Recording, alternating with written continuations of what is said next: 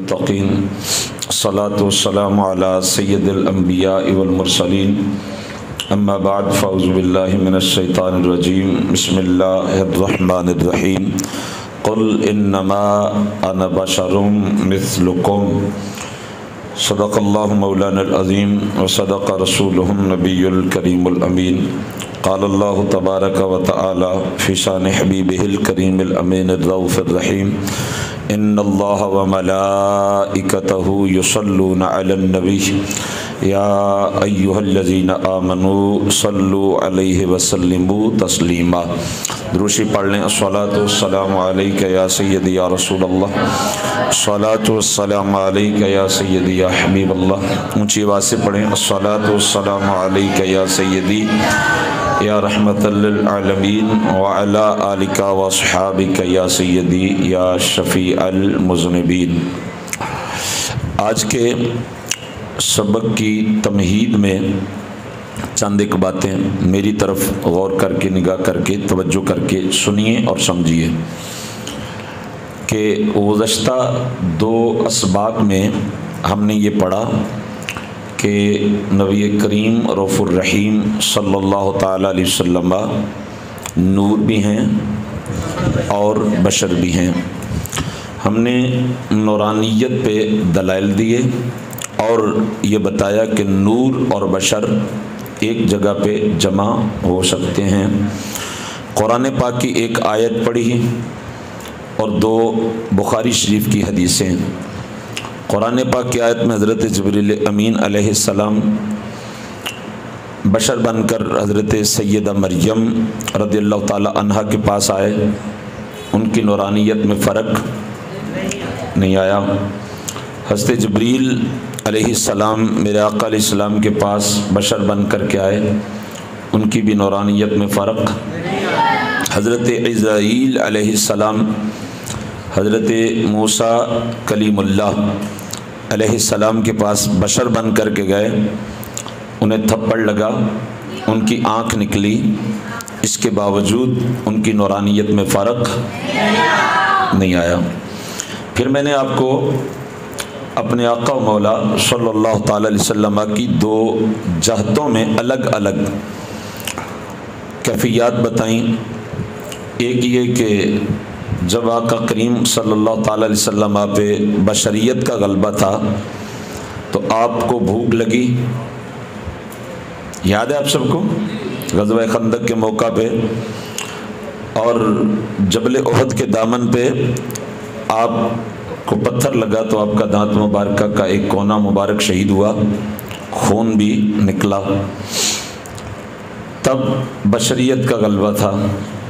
پھر میں نے آپ کو بخاری و مسلم کی متفق علیہ حدیث بتائی کہ معراج کی رات ہمارے آقا صلی اللہ تعالی علیہ وسلم کے سینہ اطہر کو کھولا گیا، دل کو نکالا گیا، دل کو کھولا گیا، اس میں علم و عرفان کا طبق اونڈھیلا گیا، آب زمزم سے اسے غسل دیا گیا، پھر سینے کو دل کو ملایا گیا تو نہ خون بہا، نہ درد ہوئی، نہ کوئی زخم ہوا۔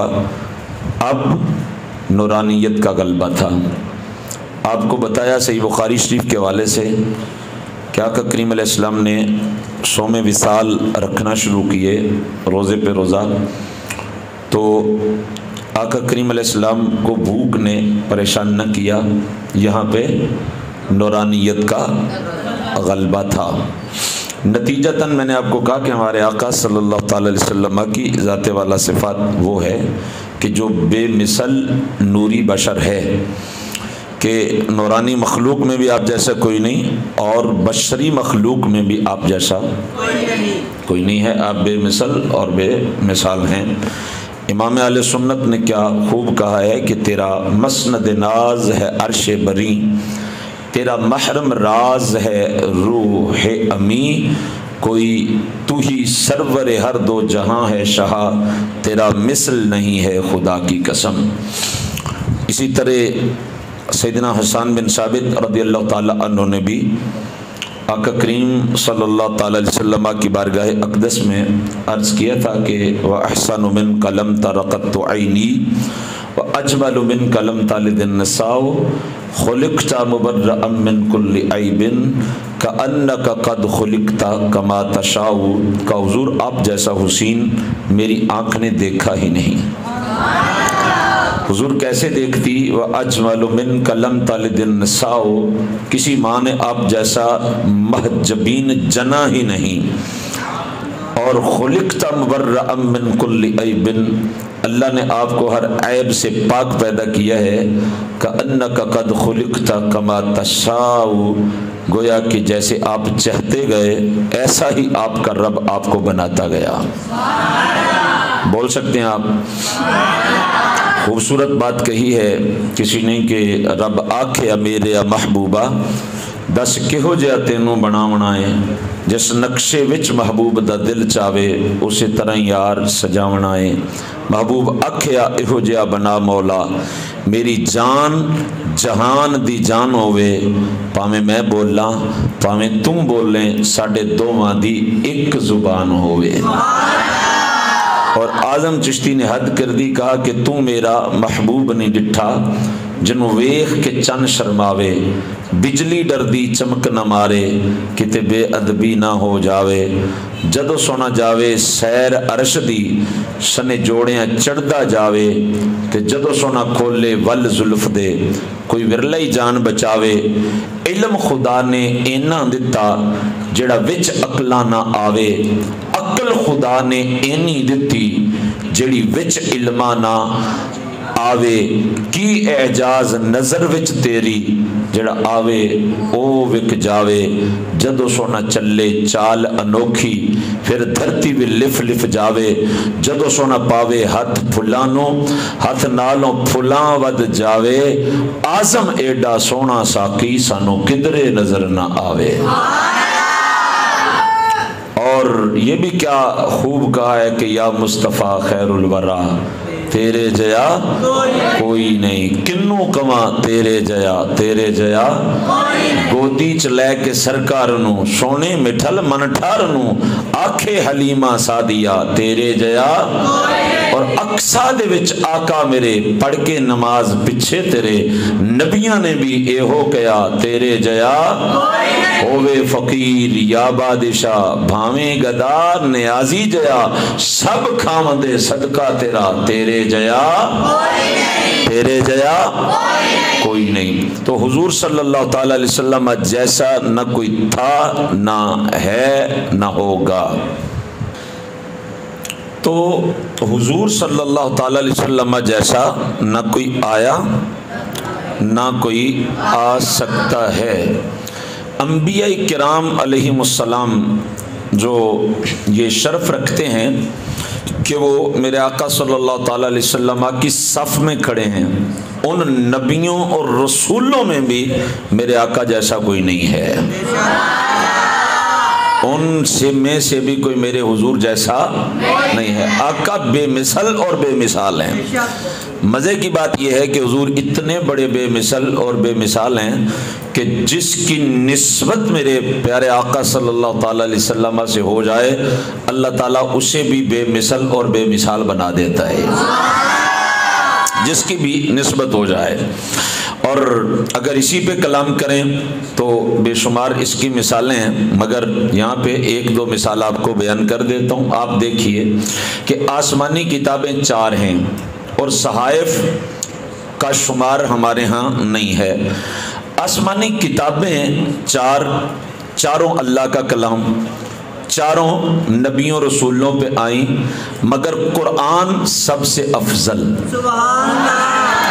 کلام الہی ہونے میں سب برابر ہیں، جن ہستیوں پہ آئیں ان کی نبوت اور رسالت کے اعتبار سے سب برابر ہیں، سب میں دستور حیات ہے، سب میں منشور حیات ہے، سب میں زندگی گزارنے کا طریقہ ہے، مگر افضل قرآن مجید کیوں ہے؟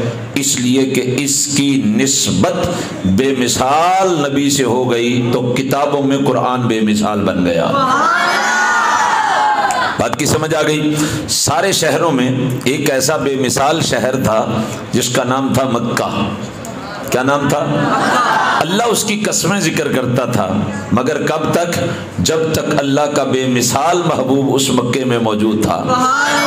اللہ فرما رہا تھا لا اقسم بہذا البلد وانت حل بہذا البلد، سونا پیارا حبیب ہمیں اس شہر مکہ کی قسم، اس لیے نہیں کہ اس میں کعبہ ہے، اس لیے نہیں کہ اس میں حتیم ہے، اس لیے نہیں کہ اس میں حجر اسود ہے، اس لیے نہیں کہ اس میں میزاب رحمت ہے، اس لیے نہیں کہ صفا و مروہ ہے، اس لیے بھی نہیں کہ یہاں پہ مزدلفہ ہے، عرفات ہے، یہاں پہ مقام منی ہے۔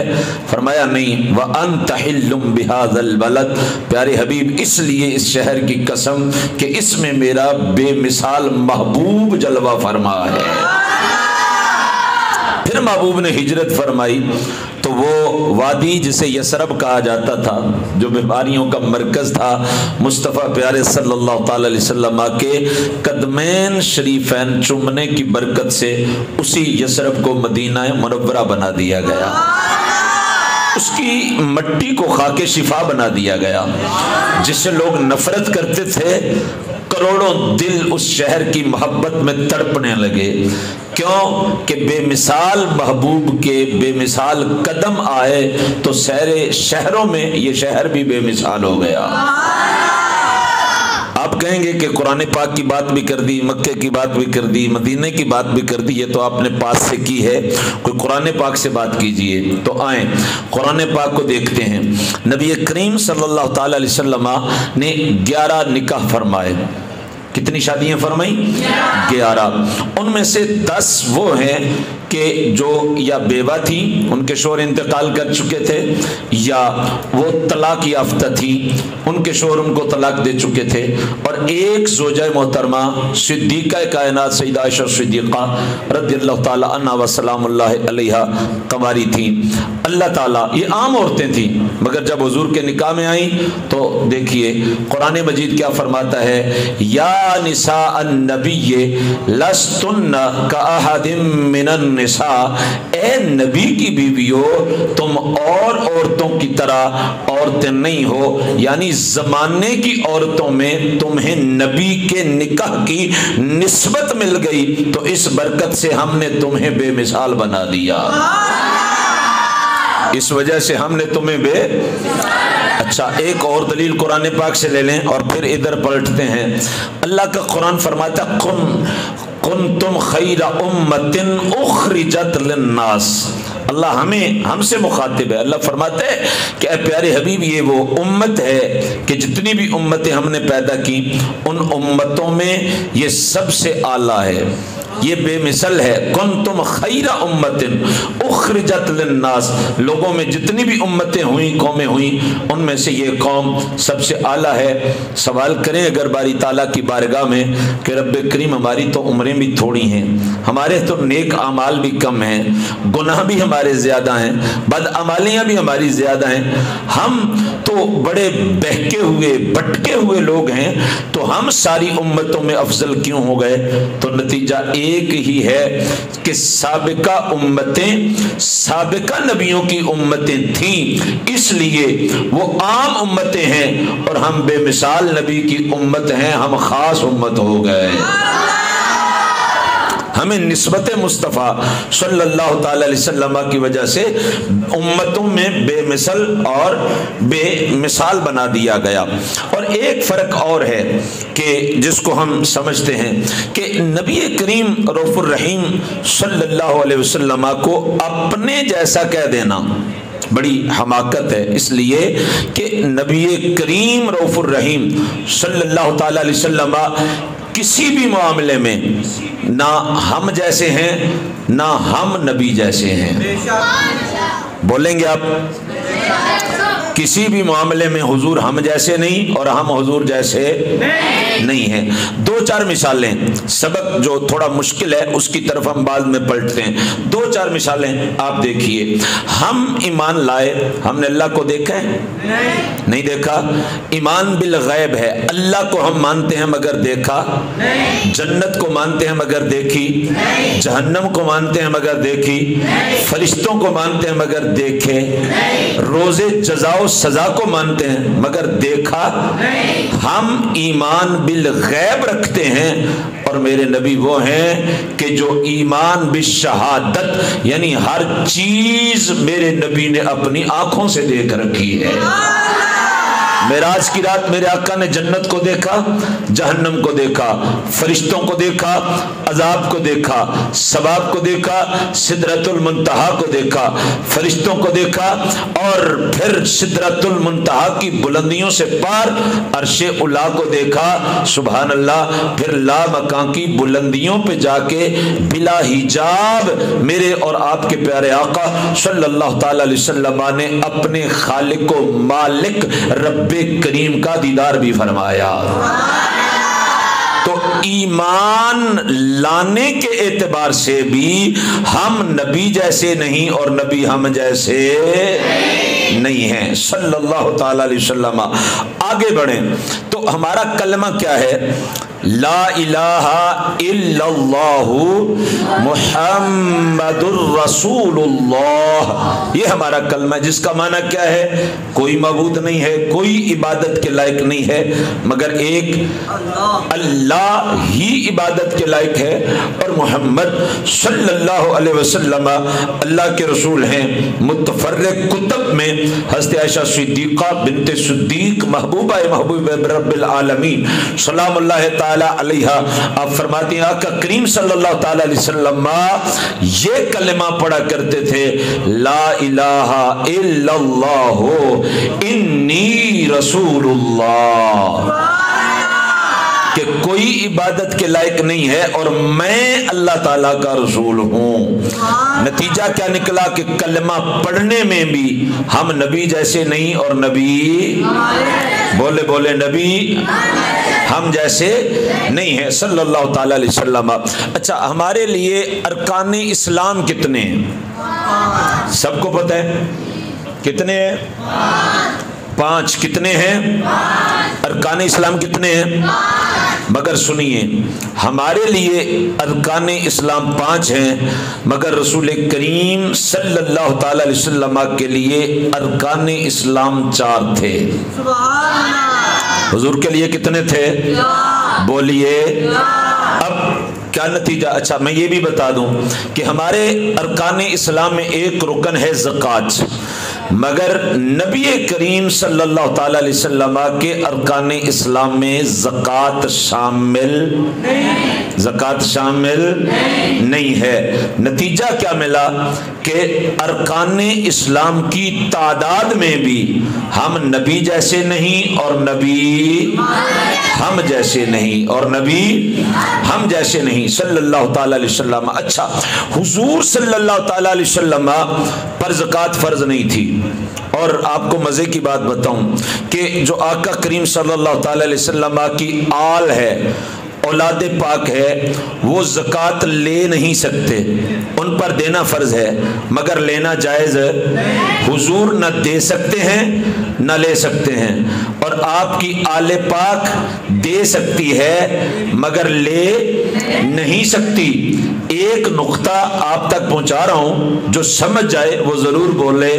नबी पाक सल्लल्लाहु ताला अलैहि वसल्लम के मिसल उन जैसा होने का दावा करने वाला तो यहाँ पे ही अगर होश के नाखून ले तो उसे ये समझ आ जाना चाहिए कि नबी जैसा होना तो बड़ी दूर की बात है, हम तो नबी की आल जैसे भी नहीं हो सकते कि नबी की आल ज़कात ले सकती नहीं है। मगर अभी एक मोहब्बत का जुमला, एक मोहब्बत वाला नुक्ता आप तक पहुंचाने की कोशिश कर रहा हूं कि हुजूर सल्लल्लाहु ताला अलैहि वसल्लम पे ज़कात फ़र्ज क्यों नहीं थी। آقا کریم صلی اللہ تعالی علیہ وسلم پہ زکوٰۃ کیوں نہیں فرض تھی؟ سنیے، زکوٰۃ والدین کو نہیں دے سکتا بندہ، اپنی اولاد کو نہیں دے سکتا، میاں بیوی کو، بیوی میاں کو نہیں دے سکتی، اور اپنے غلام کو زکوٰۃ نہیں دے سکتے، جو غلام ہو اس کو زکوٰۃ نہیں دے سکتے۔ اب اگر حضور صلی اللہ تعالی علیہ وسلم پر زکوٰۃ فرض ہوتی تو آپ کس کو دیتے؟ کیونکہ ساری مخلوق تو مصطفیٰ کی غلام ہے،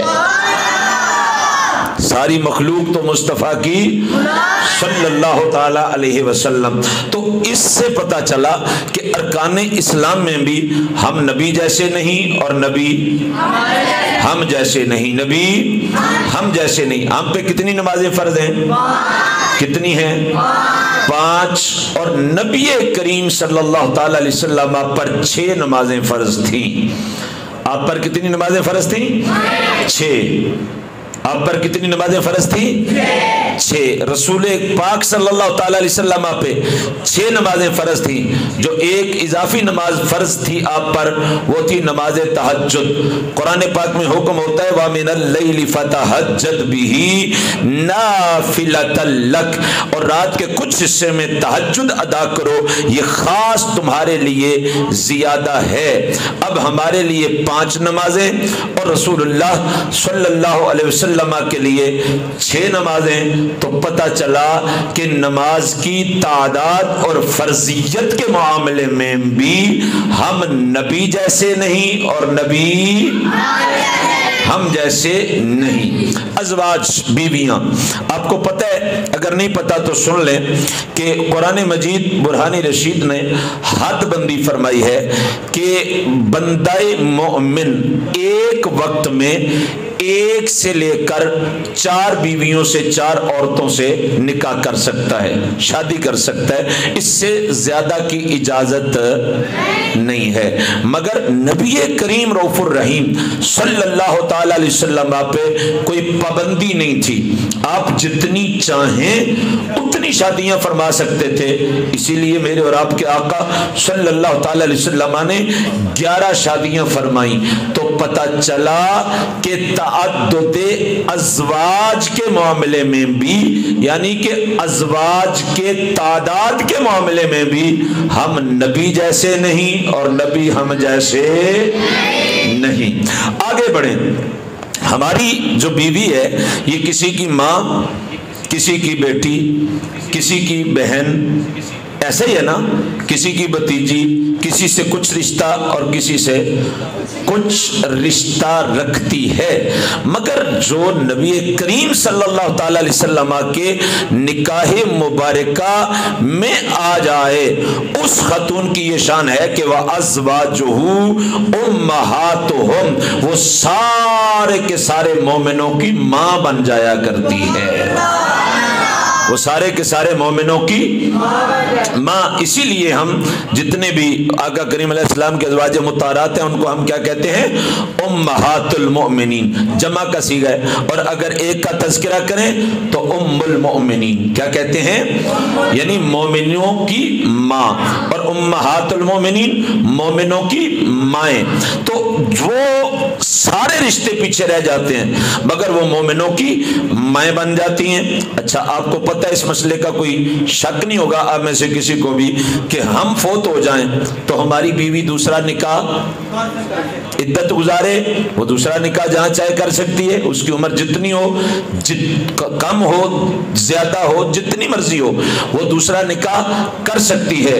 مگر نبی کریم صلی اللہ تعالی علیہ وآلہ وبارک وسلم وصال ظاہری فرما جائیں تو اللہ تعالیٰ کا حکم ہے وَلَا أَن تَنكِحُوا أَزْوَاجَهُ مِن بَعْدِهِ أَبَدًا، کہ جب تمہارے نبی کا وصال ہو جائے تو تم کیا اب پوری دنیا میں کوئی انسان ایسا نہیں ہے کہ جو نبی کی بیوی سے نکاح کر سکے، نکاح کی اجازت نہیں ہے۔ تو پتہ چلا کہ اپنے بیویوں کی تعداد کے حوالے سے بھی ہم نبی جیسے نہیں، نبی ہم جیسے نہیں، اور بیویوں کے نکاح کرنے کے حوالے سے بھی ہم نبی جیسے نہیں اور نبی، بلکہ ایک قدم آگے بڑھ جائیں کہ ہماری بیویاں نبی کی بیویاں جیسی بھی نہیں اور نبی کی بیویاں امتی کی بیویوں جیسی بھی، یہ اللہ تعالیٰ کا مقدس قرآن بتا رہا ہے۔ اور وجہ کیا ہے کہ نبی کریم صلی اللہ تعالیٰ علیہ وسلم سے ان کی نسبت ہو گئی۔ آگے بڑھیں، ہم فوت ہو جاتے ہیں تو ہم نے جو بھی چھوڑا ہوتا ہے پیچھے ترکہ، وہ وراثت بن جاتی ہے، وہ تقسیم ہوتی ہے۔ ایسے ہی ہے نا، ہمارے داداؤں کا انتقال ہوا تو ہمارے چاچاؤں میں، تاؤں میں اور ہمارے والد گرامی میں جو ان کا ترکہ تھا، جو جائیداد تھی، وہ تقسیم ہوئی، وہ بانٹ دی گئی۔ ہم انتقال کر جائیں گے، ہمارے بچوں میں جائیداد تقسیم ہوگی، پھر بچے انتقال کر جائیں گے، ان کے بچوں میں وہی جائیداد، وہی ترکہ تقسیم ہوگا۔ سبحان اللہ۔ سنیے، مگر جب نبی وصال کر جائیں، وصال زاری فرما جائیں، تو سید عالم نور مجسم صلی اللہ علیہ وسلم نے فرمایا لا نورث ما ترکنا صدقۃ، فرمایا ہم انبیاء کرام علیہم السلام کی یہ شان ہے کہ ہمارا وصال زاری ہو جائے تو ہماری وراثت تقسیم نہیں ہوتی بلکہ امت کے لیے صدقہ ہوتی ہے۔ امت کے لیے، بولیے، امت کے لیے صدقہ ہوتی ہے۔ تو پتہ چلا کہ وراثت کے معاملے میں بھی ہم نبی جیسے نہیں اور نبی، بولیے، ہم نبی جیسے نہیں اور نبی ہم جیسے نہیں ہے۔ یہاں پہ ایک اور مسئلہ میں اس کو اختصاراً حل کروں گا، مستقل وہ ہمارے جو ہے وہ سبق میں شامل ہے، کہ جب نبی کریم صلی اللہ تعالی علیہ وسلم نے وصال زاری فرمایا تو سیدہ طیبہ طاہرہ عابدہ زاہدہ فاطمہ الزہرا سلام اللہ علیہا ورضی اللہ تعالی عنہا، حضرت امیر المومنین خلیفۃ المسلمین نائب رسول رب العالمین حضرت سیدنا صدیق اکبر عتیق و اطہر رضی اللہ تعالی عنہ کے پاس تشریف لے کے گئیں اور کہا کہ جو میرے والد گرامی کا ترکہ ہے اس میں سے میرا حصہ مجھے دیجئے۔ تو حضرت صدیق اکبر عتیق و اطہر رضی اللہ تعالی عنہ نے سیدہ زہرا بطول سلام اللہ علیہا کو یہی ارشاد رسول کریم صلی اللہ تعالی علیہ وسلم سنایا اور فرمایا کہ حضور نے فرمایا تھا لا نورث ما ترکنا صدقۃ، کہ جب ہمارا انتقال ہو جائے، وصال ہو جائے، تو جو ہم جائیداد چھوڑ کر دنیا سے جائیں وہ ترکہ نہیں ہے، وراثت نہیں ہے، بلکہ وہ امت کے لیے صدقہ ہے، لہذا ان میں سے آپ کو حصہ نہیں مل سکتا، مگر یہ ہے کہ جس طرح رسول پاک صلی اللہ تعالی علیہ وسلم آپ کو اس کی آمدن سے حصہ عطا فرمایا کرتے تھے، اسی طریقے سے اتنا ہی حصہ آپ کی بارگاہ میں پیش کر دیا جایا کرے گا۔ اتنی بات سنی تو سیدہ زہرا بطول سلام اللہ علیہا مطمئن ہو گئیں اور حضور کا فرمان سن کے واپس آ گئیں۔ اس پہ جو قصے گڑے جاتے ہیں، لوگ کہتے ہیں لو جی حضرت فاطمہ الزہرا کو حصہ نہیں دیا، یہ ہو گیا وہ ہو گیا، وہ ساری کی ساری باتیں من گڑت ہیں۔ سچ صرف اتنا ہے کہ حضرت زہرا بطول سلام اللہ علیہا تک یہ حضور کا فرمان نہیں پہنچا تھا، اس لیے انہوں نے مطالبہ کیا، جب فرمان پہنچ گیا تو انہوں نے دوبارہ مطالبہ نہیں کیا، بات ختم ہو گئی۔ اور کچھ لوگوں نے بات کا پتنگڑ بناتے ہوئے اس وجہ سے حضرت ابوبکر صدیق رضی اللہ تعالی عنہ کو برا بلا کہا، مگر سنیے پہلے خلیفہ کون ہے؟ بولیے، حضرت صدیق اکبر، دوسرے خلیفہ فاروق اعظم، تیسرے خلیفہ عثمان غنی، چوتھے خلیفہ علی المرتضی، پانچویں خلیفہ امام حسن مجتبی۔ اب سنیے، حضرت ابو بکر نے جو طریقہ اپنایا وہی طریقہ فاروق اعظم نے اپنایا اس معاملے میں، جو فاروق اعظم رضی اللہ تعالیٰ عنہ نے طریقہ اپنایا وہی طریقہ حضرت عثمان غنی نے اپنایا، اور جو طریقہ ان تینوں نے اپنایا وراثت کے معاملے میں وہی طریقہ حضرت علی المرتضی نے اپنایا، اور وہی طریقہ حضرت امام حسن مجتبی رضی اللہ تعالی عنہ 6 ماہ خلیفہ رہے، وہی طریقہ آپ نے اپنایا جو لوگ حضرت ابو بکر، حضرت عمر، حضرت عثمان رضی اللہ تعالی عنہم کو اس وجہ سے برا بھلا کہتے ہیں، ان کو یہ جواب دیا جا سکتا ہے کہ اگر یہ 3 ہستیاں بری ہیں تو معاذ اللہ ثم معاذ اللہ پھر حضرت علی نے بھی حصہ نہیں دیا اپنے بچوں کو، حضرت حسن نے بھی اپنا حصہ وراثت رسول سے نہیں لیا، کیونکہ ان 5 خلفاء کا عقیدہ ایک ہی تھا کہ جو نبی کی وراثت ہے وہ تقسیم ہو سکتی، جو نبی کی وراثت ہے وہ تقسیم ہو سکتی۔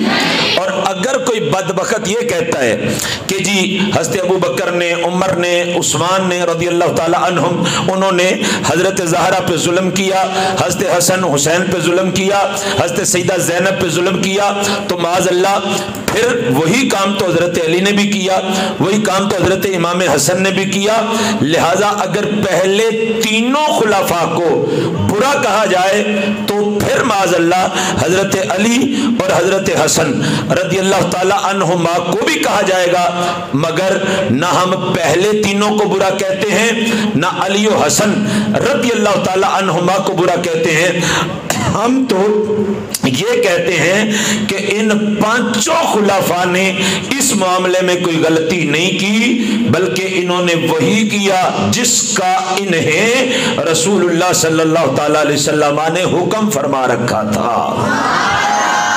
اس بات کی سب کو سمجھ آ گئی؟ تو پتہ چلا کہ وراثت کے معاملے میں بھی ہم نبی جیسے نہیں، اور نبی بولیں نبی ہم جیسے نہیں ہیں۔ آگے بڑھتے ہیں، کتنی چیزیں ہمارے جو ہمارے جسم سے خارج ہوتی ہیں اور وہ ناپاک ہیں، وہ ان میں کراہیت موجود ہے اور ان سے بندے کی طبیعت رغبت نہیں رکھتی۔ کتنی چیزیں ہیں، اب ذرا سنیے، رکیے۔ تھوک، بھئی یہ 2-3 دن پہلے بھی بات ہو رہی تھی، جب میں مسواک کے حوالے سے آپ کو بتا رہا تھا تو میں نے کہا کہ مسواک 1 مرتبہ باہر نکالیں تو دھو کر دوبارہ منہ میں ڈالیں، کیوں کہ اس میں اپنا ہی تھوک لگا ہوتا ہے، جب وہ دوبارہ اندر جاتا ہے تو یہ جائز ہے؟ سو رہے ہیں آپ؟ یہ جائز ہے نہیں ہے کہ اپنا ہی تھوک اندر لے جائیں۔ اچھا، ہمارا اپنا تھوک تھا، ابھی باہر نکلا، ہم اس کو دوبارہ اندر نہیں لے جا رہے۔ ابھی آپ نے پانی پینے کی سنتیں پڑھی تو اس میں ایک حدیث شریف پڑھی، اگر آپ کے ذہن میں ہو، فرمایا کہ پانی کا گلاس پیالہ سائیڈ پہ کر کے منہ سے ہٹا کر کے سانس لیں، اور فرمایا کہ رسول پاک صلی اللہ تعالی علیہ وسلم نے پانی پہ یا کسی بھی اور چیز پہ پھونک مارنے سے منع فرمایا۔ اب مطلب کیا ہے کہ تھوک 1 مرتبہ جب منہ سے نکل جاتا ہے تو باعث نفرت بن جاتا ہے۔ بندے کو نزلہ زکام لگا ہو تو اگر منہ سے بلغم وغیرہ جدا ہو جائے تو کبھی ایسا نہیں ہوتا کہ وہ بندہ بلغم دوبارہ اپنے اندر لے جائے یا کوئی دوسرا لے جائے، ایسی بات ہی ہے نا۔ اچھا، بندہ وضو کرے تو جو پانی گرتا ہے وضو کے بعد، میں ابھی 2 دن پہلے آپ نے مسئلہ پوچھا تھا، میں نے بتایا کہ وہ پانی مستعمل ہو جاتا ہے، ناپاک تو نہیں ہوتا مگر وہ مستعمل ہو جاتا ہے، اس سے دوبارہ وضو، بولیں اس سے دوبارہ وضو نہیں ہو سکتا۔ اب یہ تینوں چیزیں، 2 چیزیں جن کا تعلق منہ سے ہے، اور تیسری چیز پانی غسالہ، چہرہ دھویا، ہاتھ دھوئے، اس میں بھی کراہت آ گئی، منہ سے تھوکا اس میں بھی کراہت، منہ سے بلغم نکالی اس میں بھی کراہت۔ اب ذرا آئیں صحیح بخاری کی حدیث پڑھتے ہیں، حضرت عروہ بن مسعود ثقفی رضی اللہ تعالیٰ عنہ ابھی مسلمان نہیں ہوئے تھے، مقام حدیبیہ پہ مشرکین مکہ کے سفیر بن کے آئے تھے، انہوں نے جو دیکھا صحیح بخاری میں موجود ہے، وہ کہتے ہیں میں نے منظر کیا دیکھا کہ جب محمد عربی صلی اللہ تعالی علیہ وسلم اپنے داہنے مبارکہ سے بلغم جدا کرتے ہیں تو وہ زمین پہ نہیں پڑتی، وہ صحابہ کرام اپنے ہاتھوں پہ لے لیتے ہیں، وہ صحابہ کرام اپنے ہاتھوں پہ لے لیتے ہیں اور وہ کہتے ہیں کہ میں نے دیکھا کہ جب انہوں نے اپنا چہرہ دھویا، جب انہوں نے وضو کیا، تو وہ جو وضو کرنے والا پانی تھا، جب وہ پانی ان کے رخ روشن کو چوم کر کے زمین پہ گرنے لگتا تو صحابہ زمین پہ نہیں گرنے دیتے تھے، اپنے ہاتھوں پہ لے لیتے تھے۔ اور عروہ بن مسعود ثقفی کے الفاظ کا منو ان ترجمہ آپ تک پہنچا رہا ہوں۔ اس نے جا کے واپس کہا تھا میں نے بڑے بڑے بادشاہوں کے درباروں میں گیا ہوں، میں نے کسی بادشاہ کا اس طرح ادب ہوتے نہیں دیکھا جس طرح ادب محمد صلی اللہ علیہ وسلم کے ساتھی اس کا کرتے ہیں۔ تو اس نے وضو کیا تھا میرے سامنے، میں نے دیکھا کہ اس کے غلام، اس کے ساتھی پانی کے قطرے لینے کے لیے اس طرح لپک رہے تھے کہ مجھے خطرہ تھا کہ یہ آپس میں لڑ پڑیں گے، یہ جھگڑ پڑیں گے، یہ آپس میں کہیں جو ہے وہ گتھم گتھا نہ ہو جائیں۔ اچھا پوچھا عروہ یہ تو بتاؤ کہ وہ ہاتھوں پہ حضور کا لعاب لے کر، ہاتھوں میں حضور کے منہ سے نکلنے والا جو بلغم مبارک ہے وہ لے کر، اور پانی کا جو غسالہ ہے وہ لے کر کیا کرتے تھے؟ کسی کپڑے سے لگا رہے تھے، کسی دیوار سے لگا رہے تھے، تولیے سے پوچھ رہے تھے؟ فرماتے ہیں نہیں، وہ حضور کی بلغم مبارک لے کر کے، حضور کا تھوک مبارک لے کر کے، اور حضور صلی اللہ علیہ وسلم کے چہرے کو چوم کر کے آنے والے پانی کے قطروں کو لے کر وہ یوں اپنے ہاتھوں کو ملتے تھے اور پھر اپنے چہرے پہ لگاتے تھے اور اپنے سینے پہ لگاتے تھے۔ اب ایک لمحے کے لیے یہاں پہ رکیے۔ اس وقت ہم جس عنوان پہ بات کر رہے ہیں وہ یہ ہے کہ ہمارے نبی بے مثل اور بے مثال ہیں۔ ہمارے نبی بے مثل اور بے مثال ہیں۔ اگر آج کلمہ پڑھنے والا کوئی انگریز کا لگایا ہوا پیدا پودا اور اس پہ اگنے والا پھل، اگر کوئی یہ کہہ رہے ہم نبی جیسے، نبی ہم جیسے، تو اب صحابہ کرام علیہم رضوان کا طریقہ دیکھیں۔ اگر صحابہ کا یہ عقیدہ ہوتا کہ نبی ہم جیسے ہیں تو حضور کا لعاب دہن لیتے؟ بولیں۔ اگر صحابہ کا عقیدہ ہوتا کہ نبی ہم جیسے ہیں تو وہ رسول پاک صلی اللہ تعالی علیہ وسلم کا کھنگار مبارک، بلغم مبارک لیتے ہاتھوں پہ؟ اگر ان کا عقیدہ ہوتا کہ رسول کریم صلی اللہ تعالی علیہ وسلم ہم جیسے ہیں تو کیا وہ حضور صلی اللہ علیہ وسلم کے وضو کا پانی اپنے ہاتھوں پہ لیتے؟ کبھی نہ لیتے، کیونکہ ان کا عقیدہ تھا کہ نبی ہم جیسے نہیں، ہم نبی جیسے، نبی ہم جیسے نہیں اور ہم نبی جیسے۔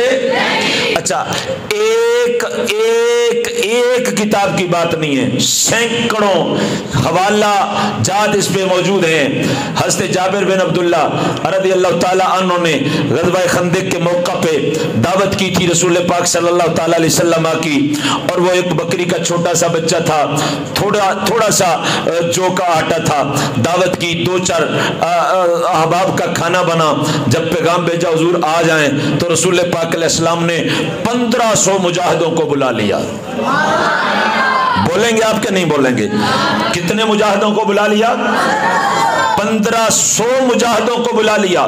اب میاں بیوی میں بات ہونے لگی، اور تمہیں تو کہا تھا جا کے پیغام دے کے آؤ، تو یہ صحیح بخاری میں حدیث موجود ہے، تمہیں تو کہا تھا کہ انہیں کہنا حضور اکیلے آنا، فرمایا میں نے تو کہا تھا اکیلے، کہا تو حضور تو اتنا لشکر لے کے آ گئے۔ اچھا اب بیوی کا جواب سنیے، کہا پھر خیر ہے، اگر آپ نے اکیلے آنے کا کہا تھا اور حضور اپنی مرضی سے یہ اتنا بڑا لشکر لے کے آئے ہیں، پھر خیر ہے، جس نے بلایا ہے انتظام بھی وہی کر لیں گے۔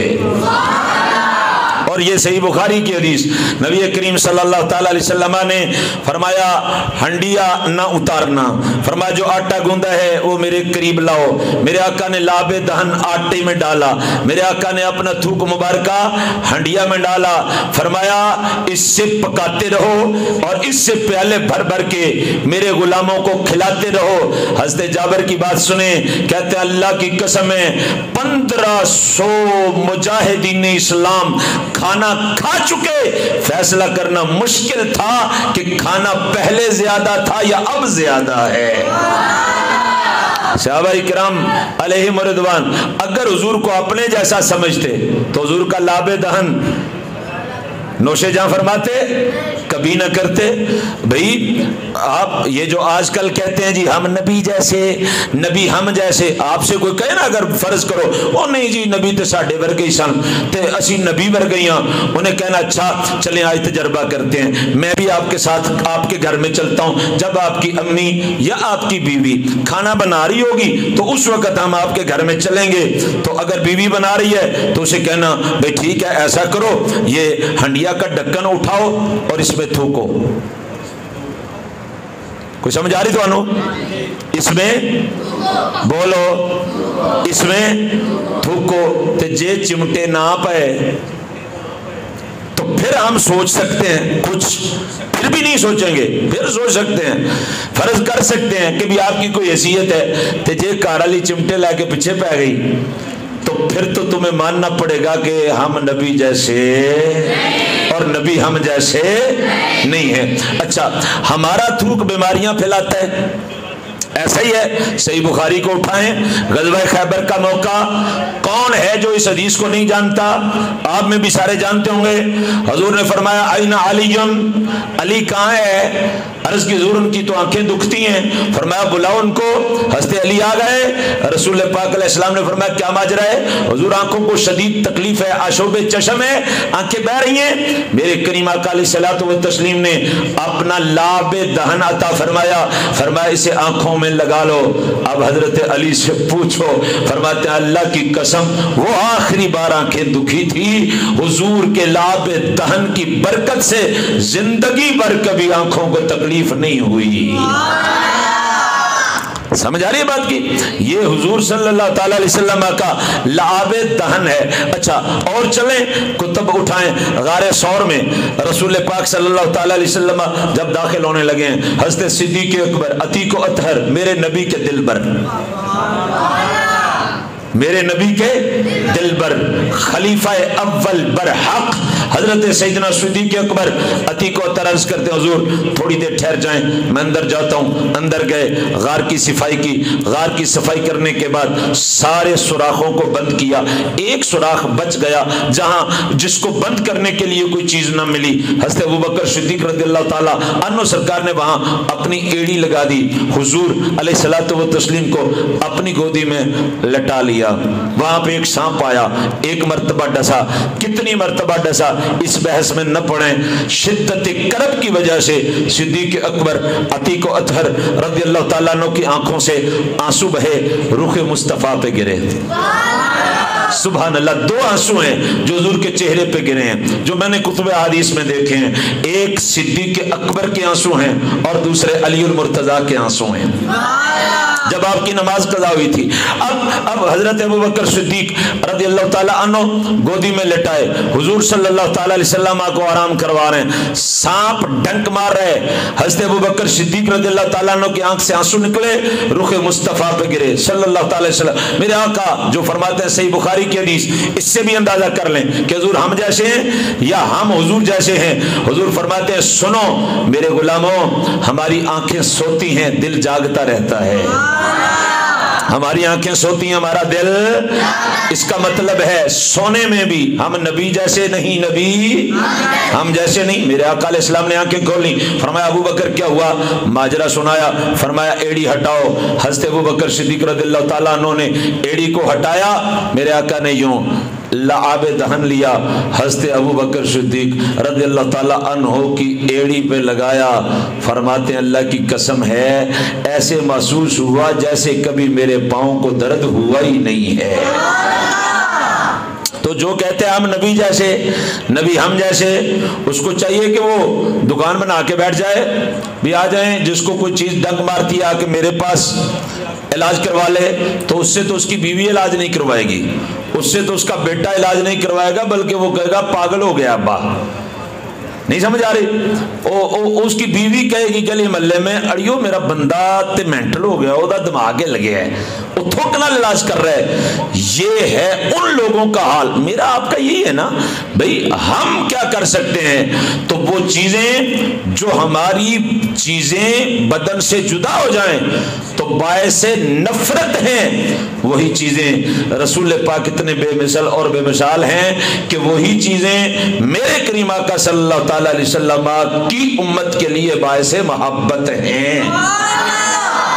یہ بات جو میں اب آپ کو بیان کرنے لگا ہوں، یہ ایک مرتبہ امیر المجاہدین حضرت علامہ خادم حسین رضوی رحمۃ اللہ تعالی علیہ نے بیان کی تھی، اور کچھ اینکرز اور کچھ دنیا دار ملا جو ہیں وہ اس پہ بڑا انہوں نے بک بک کیا تھا کہ یہ انہوں نے کیا کہہ دیا۔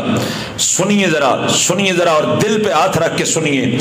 پوری امت اس حوالے سے متفق رہی ہے، یہ ابھی جو شیطان کا بیج ہے ان میں سے کچھ لوگ اختلاف کرنے والے ہیں، مگر پوری امت اس بات پہ متفق رہی ہے کہ وہ چیزیں جو ہمارے جسم سے نکلتی ہیں تو ناپاک ہیں، ہم انہیں فضلات کہتے ہیں کہ یہ چیزیں ضائع ہو گئیں، یہ چیزیں خراب ہیں۔ اب کوئی بھی چیز جو ہمارے بدن سے نکلتی ہے، پوری امت کا اس بات پہ اتفاق رہا ہے کہ رسول پاک صلی اللہ تعالی علیہ وسلم کے بدن اطہر سے نکلنے والی وہ ساری کی ساری چیزیں امت کے لیے پاک ہیں، امت کے لیے پاک ہیں۔ یہ سنیے ذرا ایک روایت یہاں پہ مرکات میں ہے، وَمِن ثُمَّ اخْتَارَ كَثِيرٌ مِّنْ أَصْحَابِنَا طَهَارَةَ فُضْلَاتِهِ، اور اسی وجہ سے ہمارے بہت زیادہ اصحاب نے آپ صلی اللہ تعالی علیہ وسلم کے فضلات شریفہ کو امت کے لیے پاک بیان فرمایا ہے۔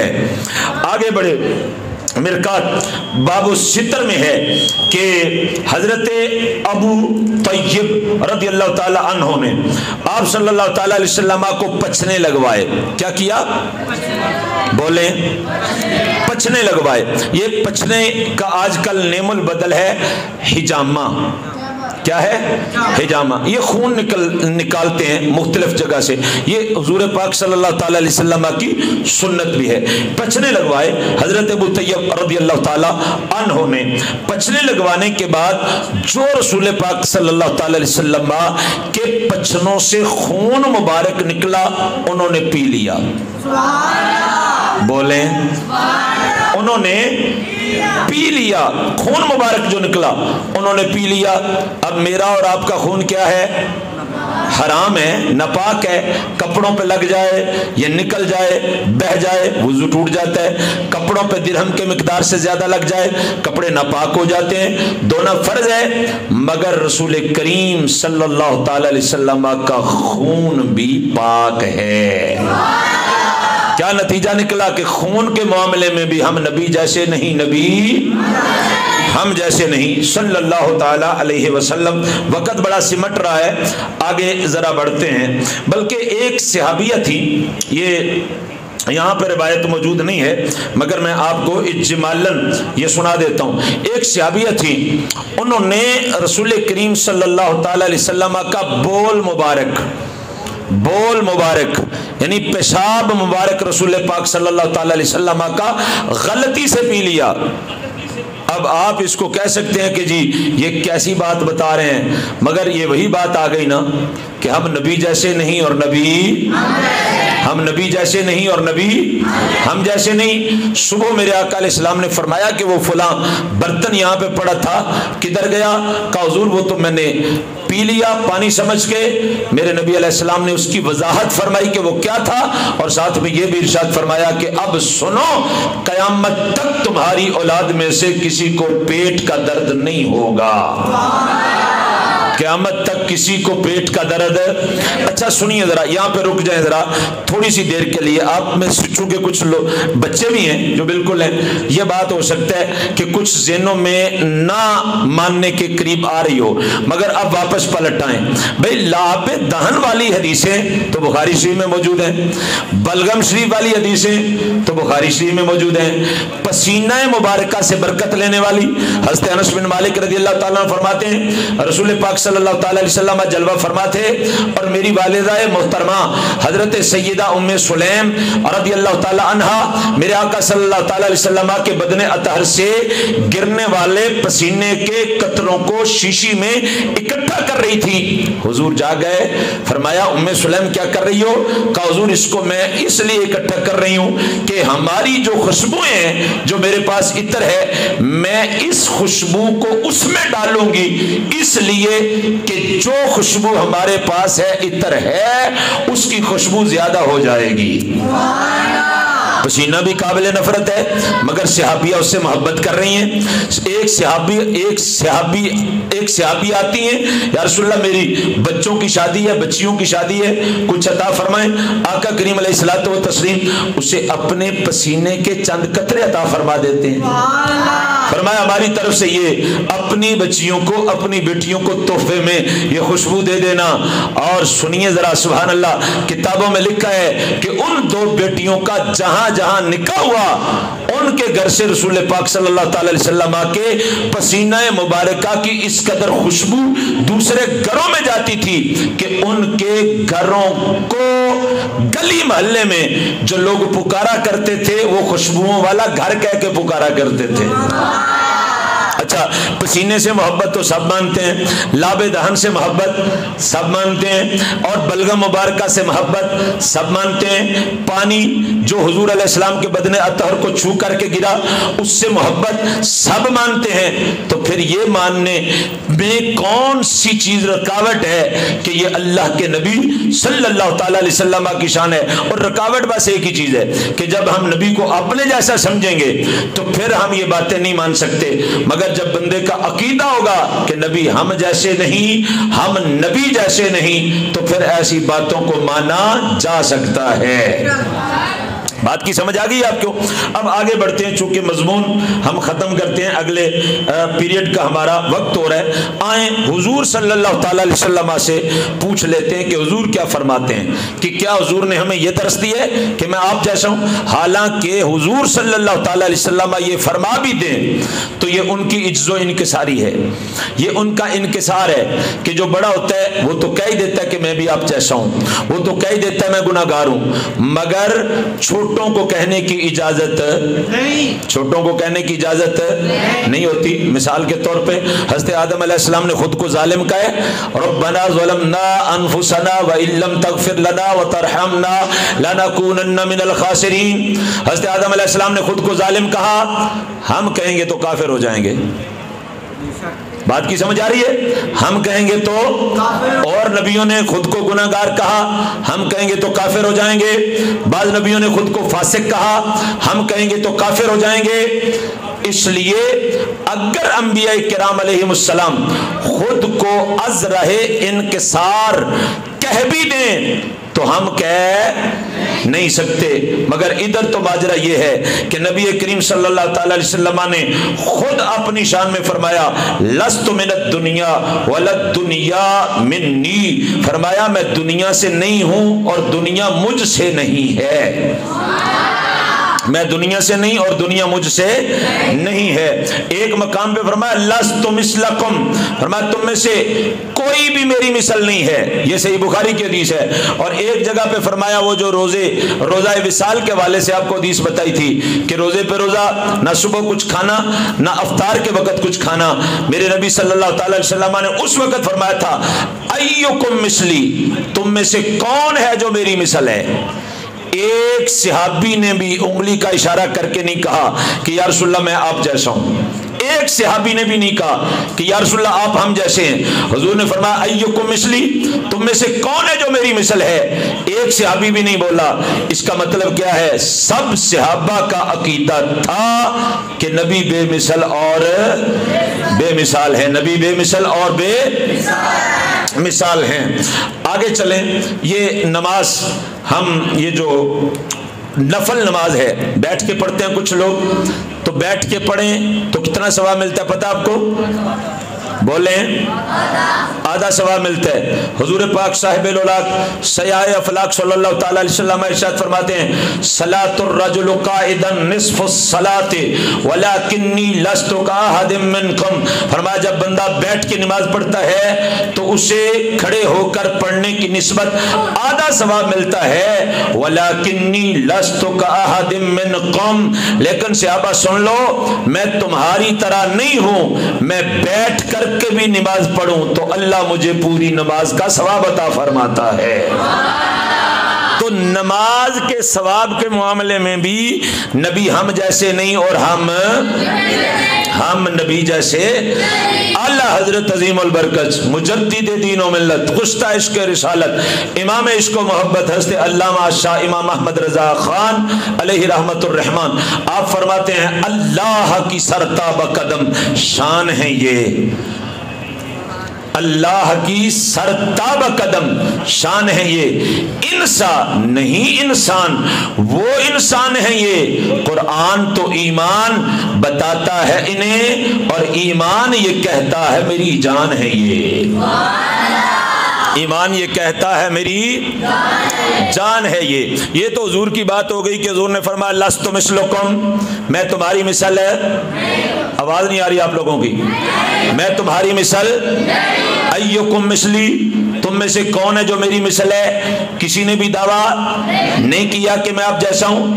اب جنہوں نے میرے آقا کریم کی زیارت کی ان سے پوچھ لیتے ہیں، ان سے پوچھ لیتے ہیں کہ انہوں نے حضور صلی اللہ تعالی علیہ وسلم کے بارے میں کیا کہا۔ مولا علی المرتضی شیر خدا کرم اللہ تعالی وجہہ الکریم آپ کیا فرماتے ہیں؟ سبحان اللہ، تاریخ کبیر خصائص کبریٰ جامع الترمذی شفا شریف آپ فرماتے ہیں لم ارى قبلہ ولا بعدہ مثلہ، فرمایا اللہ کی قسم ہے میں نے آپ سے پہلے آپ کے بعد آپ جیسا کوئی دوسرا دیکھا ہی نہیں ہے۔ حضرت علی کا بھی کیا عقیدہ ہے کہ حضور ہم جیسے، بولیں حضور ہم جیسے نہیں ہیں۔ اگلی حدیث مبارکہ شمائل ترمذی مشکات المصابیح خصائص کبریٰ انوار محمدیہ مواہب الدنیا حضرت جابر بن سمرہ رضی اللہ تعالی عنہ حدیث سنیے، فرمایا ان جابر بن سمرہ رضی اللہ تعالی عنہ قال رأیت النبی صلی اللہ تعالی علیہ وسلم فی لیلۃ اضحیان وعلیہ حلۃ حمراء فجعلت انظر الیہ والى القمر فاللہ وکان احسن فی عینی من القمر۔ حضرت جابر بن سمرہ رضی اللہ تعالیٰ عنہ فرماتے ہیں میں نے ایک چاندنی رات میں نبی پاک صلی اللہ تعالیٰ علیہ وسلم کو دیکھا جب کہ آپ صلی اللہ تعالیٰ علیہ وسلم سرخ داری دار لباس پہنے ہوئے تھے، پس میں حضور انور صلی اللہ تعالیٰ علیہ وسلم کی طرف اور چاند کی طرف دیکھنے لگا تو بے شک میری نگاہ میں آپ صلی اللہ تعالی علیہ وسلم چاند سے زیادہ حسین و جمیل تھے۔ یہ کون فرما رہا ہے؟ حضرت علی المرتضی شیر خدا رضی اللہ تعالی عنہ سرکار فرما رہے ہیں۔ اور اب سنیے آخری روایت اس حوالے سے کہ حضرت سیدنا ابو ہریرہ رضی اللہ تعالی عنہ سرکار کیا کہتے ہیں، ان ابی ہریرہ رضی اللہ تعالی عنہ قال ما رأیت شیئا احسن من رسول اللہ صلی اللہ تعالی علیہ وسلم کأن الشمس تجری فی وجہہ۔ حضرت ابو ہریرہ رضی اللہ تعالی عنہ سرکار فرماتے ہیں میں نے رسول اللہ صلی اللہ تعالی علیہ وسلم سے زیادہ خوبصورت کسی چیز کو نہیں دیکھا، اور کیسا دیکھا ہے؟ کأن الشمس تجری فی وجہہ، ایسے لگتا تھا کہ جیسے حضور صلی اللہ تعالی علیہ وسلم کے چہرہ اقدس پر سورج گردش کر رہا ہے۔ حضور کا چہرہ جو چمک رہا ہوتا تھا کہ جیسے آپ کے چہرے پر سورج گردش کر رہا ہے، آفتاب گردش کر رہا ہے۔ نتیجہ کیا نکلا کہ حضرت صدیق اکبر رضی اللہ تعالی عنہ سے لے کر حضرت سیدنا ابو طفیل دوسی رضی اللہ تعالی عنہ تک سب صحابہ کا یہ عقیدہ ہے۔ احادیث کو اٹھائیں تو یہی عقیدہ ملتا ہے، اصول شریعت کو اٹھائیں تو یہی عقیدہ ملتا ہے، قرآن مجید برہان رشید کی آیات کو اٹھائیں تو ایک ہی نتیجہ ملتا ہے کہ میرے نبی صلی اللہ تعالی علیہ وسلم، ہم تو امتی ہیں نا، آپ نبیوں اور رسولوں میں بھی بے مثل اور بے مثال ہیں، اور حضور جیسا کوئی آیا ہے اور نہ ہی حضور جیسا کوئی آ سکتا ہے۔ میرے آقا صلی اللہ تعالی علیہ وسلم کی یہ شان ہے کہ اللہ تعالیٰ نے آپ جیسا کوئی دوسرا پیدا نہیں فرمایا۔ اللہ تعالیٰ ہمیں اپنے پیارے حبیب صلی اللہ تعالی علیہ وسلم کی سچی اور کامل محبت عطا فرمائے، آمین ثم آمین، وما علینا الا البلاغ المبین۔